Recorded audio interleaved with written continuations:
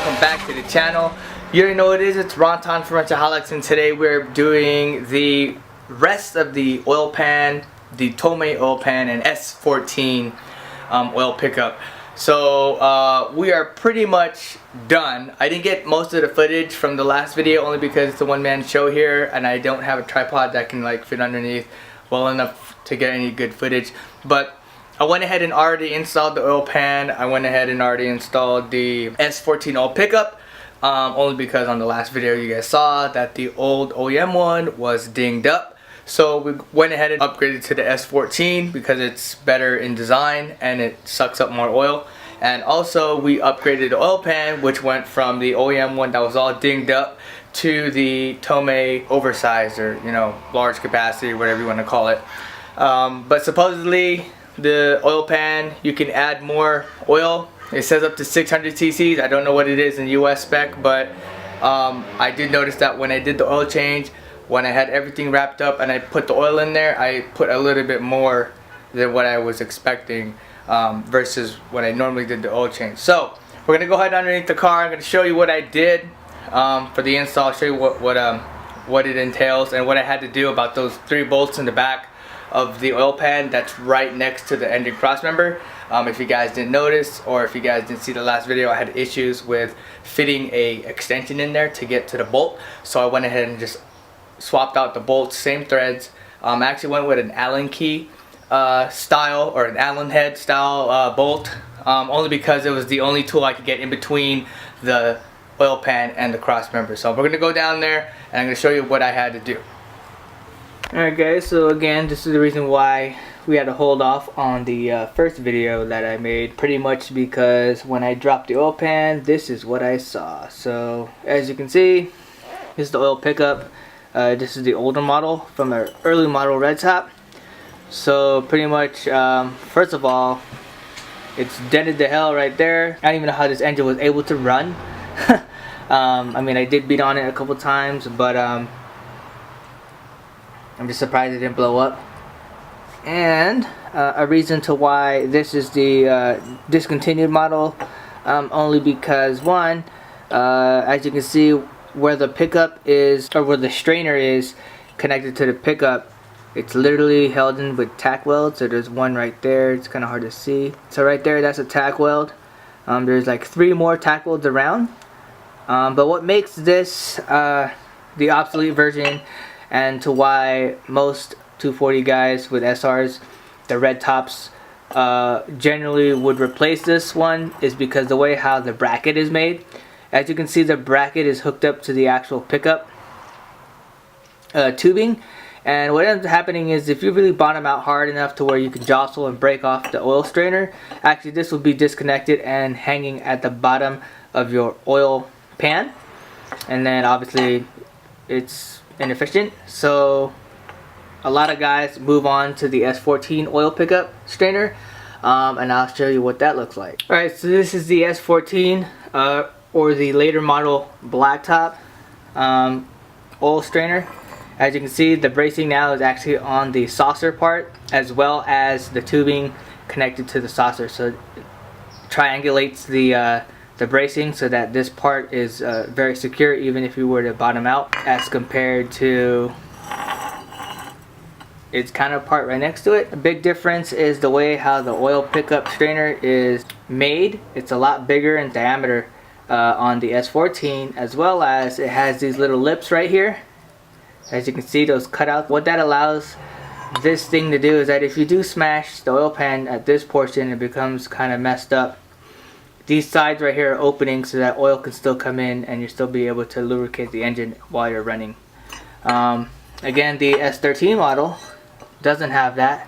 As you can see, it's pretty much flat. So when you bang this up and it pretty much is like destroyed, there's no way for oil to enter the strainer, and potentially you can blow up your engine by not having it properly lubricated, you know, when you're smashing out on it. So again, most people with SRs will go ahead and remove that and go ahead and just install this guy. It's pretty much a bolt-on affair. The only difference is that with the new one you have to get a separate gasket, because the early model ones have an O-ring, you can see right there, and this one you actually have to use the gasket piece because it's pretty much just flat. Alright, so for the first portion of this, we're going to go ahead and just drop the oil pan again. The last video, I just secured it with a couple bolts just so that nothing can get inside.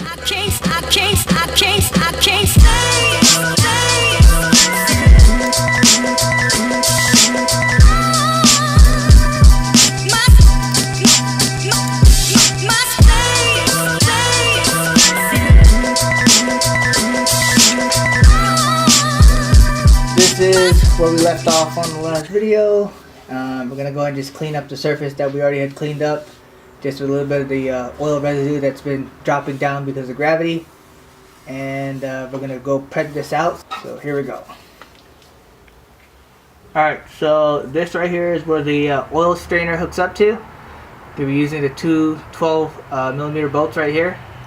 And then the 10mm bolt right here for the bracket. That setup is for the older pickup. So on the newer pickup, instead of connecting the bracket to here, the bracket is now connected to over here with the same bolt. So as you can see now, it's pretty much a triangle is what Nissan wanted to make with the new bracing of the new oil strainer pickup.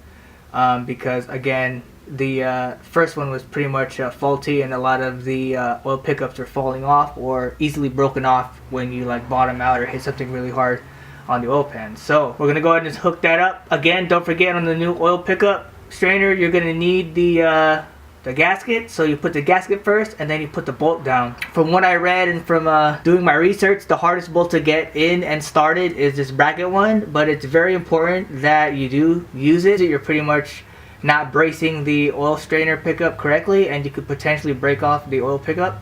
So use that bolt. I know it's going to be hard if you have really big hands, fat fingers, and you can't get up there. I know it's difficult, but it can be done. Always use it. So that's the reason why they upgraded the oil pickup. So we're going to go ahead and do that right now, and I'll show you what it looks like all hooked up. Here is the oil pickup strainer gasket. So we're going to go put this in between the actual mounting portion of the pickup and then the actual pickup strainer itself. So this would be sandwiched in between two metal pieces. On the FSM, it says you want to tighten down the bolts to 12 to 14 pounds. Pretty much do it tight, just don't over tighten it before you strip out the hole. So we're gonna go ahead and put this on right now. There is the first two bolts. Those are 12 mils, and you tighten those down to 12 to 14 foot-pounds per the FSM. But I did not do that just yet, only because I still have to mess with the bracket bolt, which is right there. You can see it. There's no bolt in that bracket. Again, this one's going to be the hardest one for most. If you don't have small hands or you got fat fingers, it's going to be kind of hard to get in there. So I was able to get it on there. Pretty much the technique that I did was, I'm going to have to move the light real quick. You might be able to see it. So the technique that I did was I held the bolt like this, and then I was able to basically just try to get it into the hole and try to get some of the threads to engage. Once I knew that it was flush, I just kept it there. And so now what I'm doing is I'm just slowly rotating my finger. So if you can see it, I'm just going to slowly rotate my finger, see if I can grab some threads. So right there, there you go. Again, once you get that down and it's pretty much secure, you can get a 10 mil socket open end, wrench, and jam away. So now that it's in there with a couple threads of engagement, you can just get a 10mm open end wrench and slowly go to work. This is going to be the tedious part, only because as you can see, the space you're working with, there is none. So very slow work, but it can be done.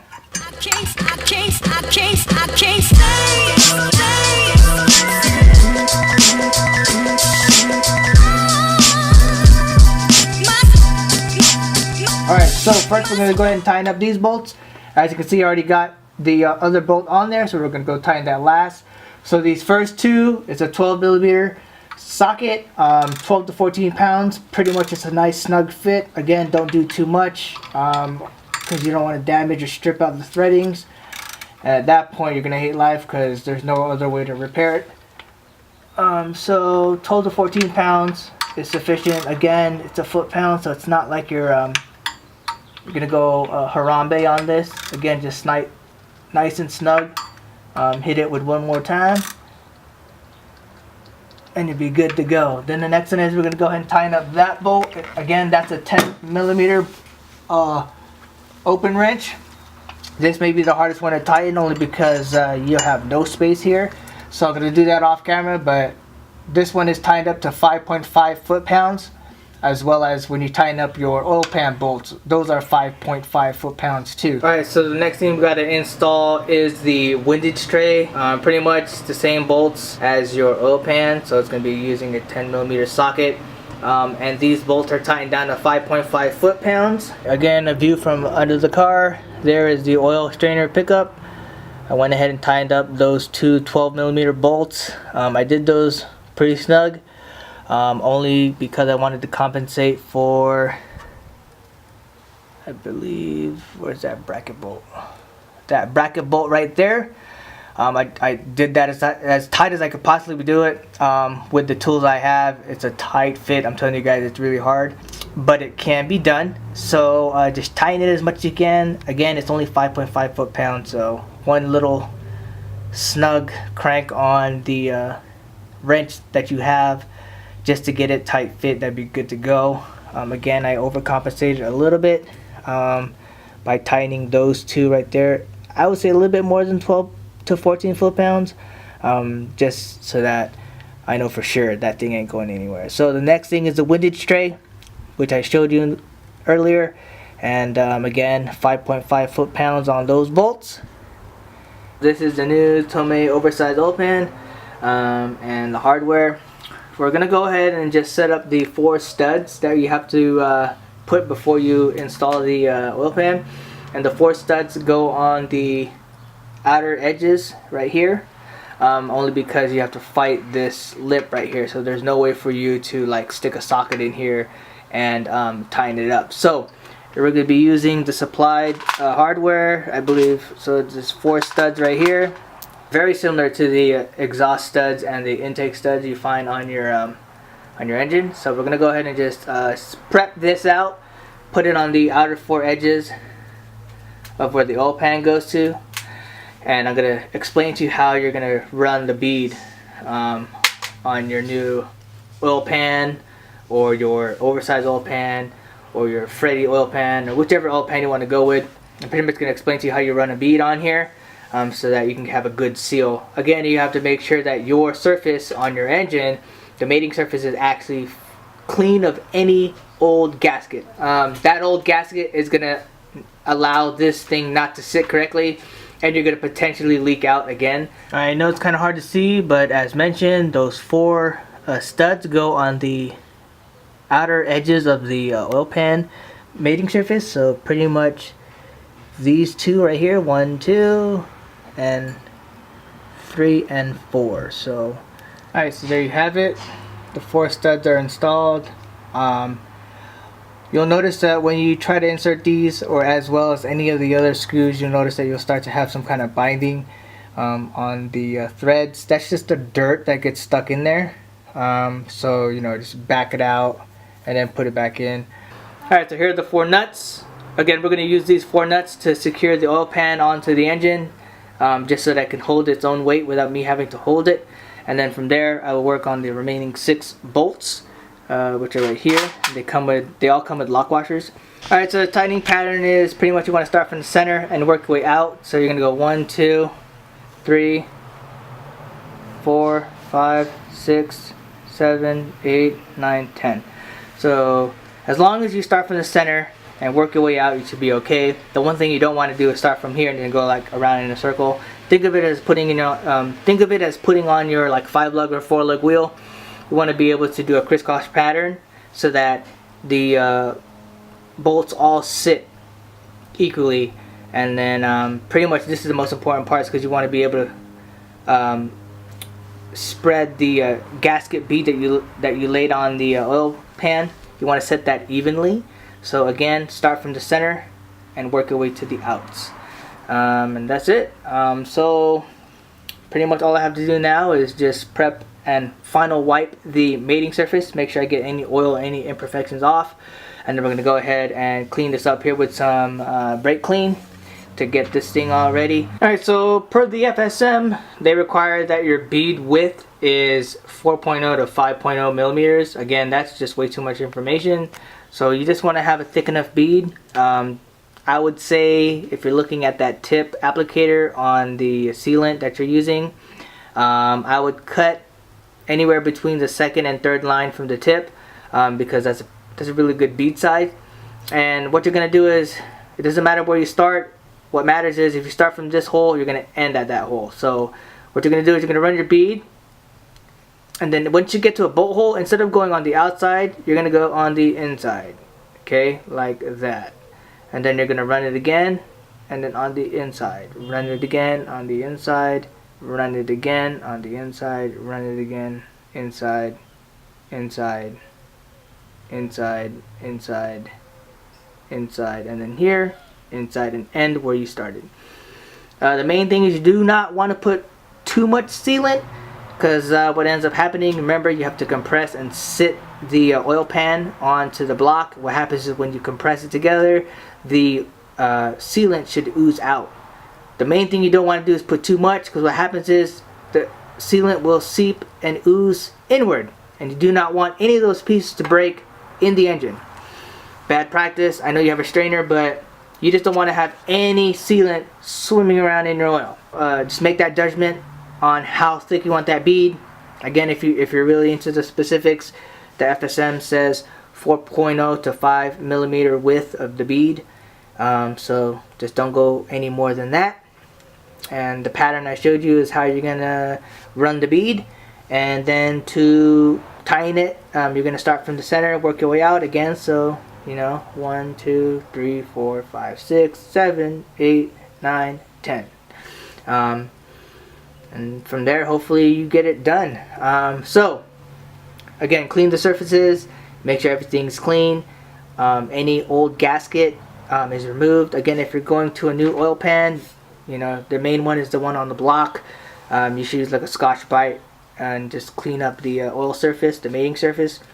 Hit it with some brake clean, and then do the same thing. I'll hit this with like a Scotch-Brite to get it rough, and then or like a light sandpaper, get it rough, and then hit it with some brake clean, run the bead, install onto the car. So again, I'm working alone, so I won't get most of this on camera, but I hope you guys get the point. And then when it's all finished up, I will show you what it looks like. Alright, so we're underneath the car. I apologize for the angle, but anyways, the oil pan is now installed. I've been leaving it like this for a while just to check for leaks. The only leak I have now is a coolant leak, which I'm still trying to track down. I'm leaking from the back part of the engine. I don't know where this leak's coming from, and it's something that is kind of weird.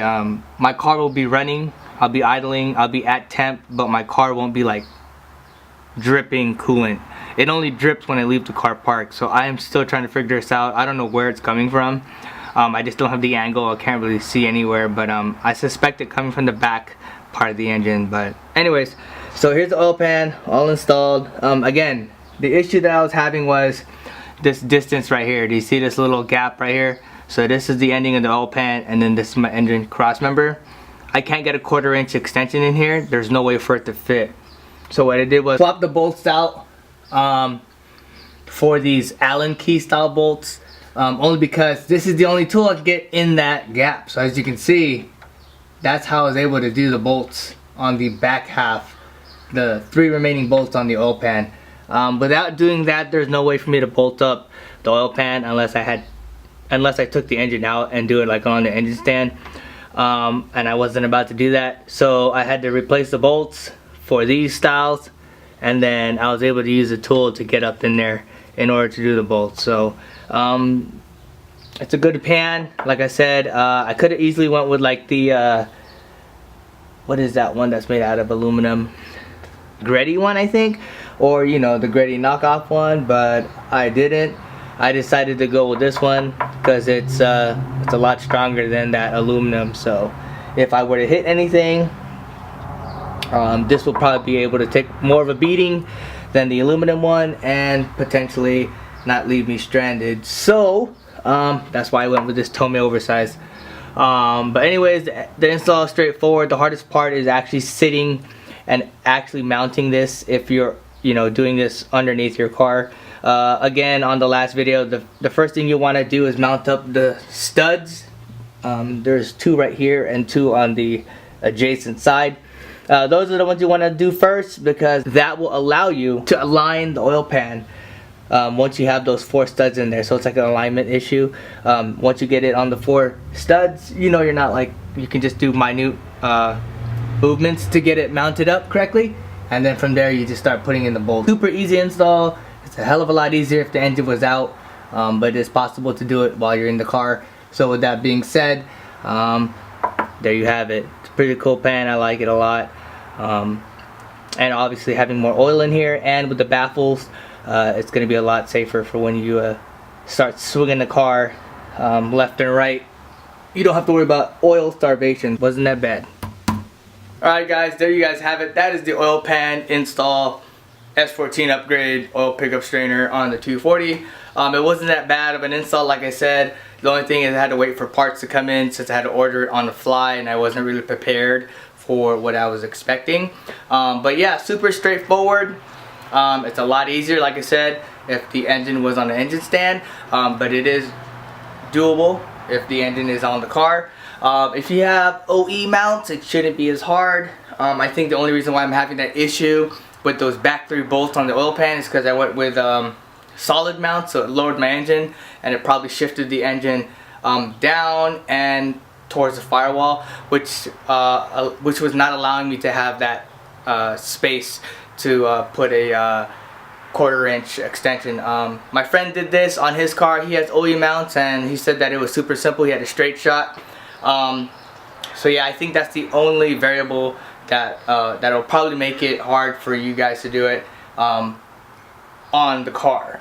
Other than that, super straightforward. Like I said, on the engine stand, you'll be straight, you'll be good to go.